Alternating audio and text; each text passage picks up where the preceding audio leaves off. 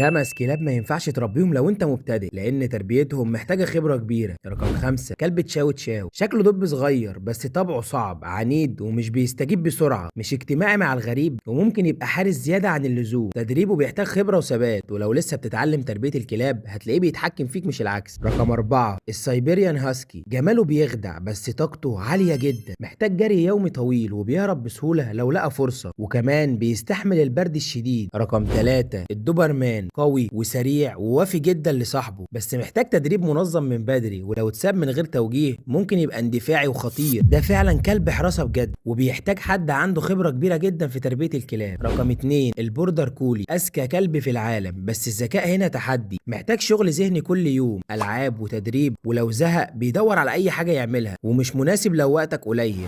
رقم 1 المالينو البلجيكي، كلب قوات خاصة، بيتدرب للشرطة والجيش وطاقته عالية جدا وعنده سرعة وتركيز مش في أي كلب تاني، ومحتاج تدريب يومي صارم وحياة فيها نشاط طول الوقت، ولو مبتدئ هتحس إنك مش مسيطر عليه، وده يعتبر أخطر اختيار كبداية. لكن السؤال هنا بقى، لو أنت لسه مبتدئ وهتدرب كلب من دول هتختار أنهي؟ اكتب لي رأيك في الكومنتات وما تنساش تشترك في القناة.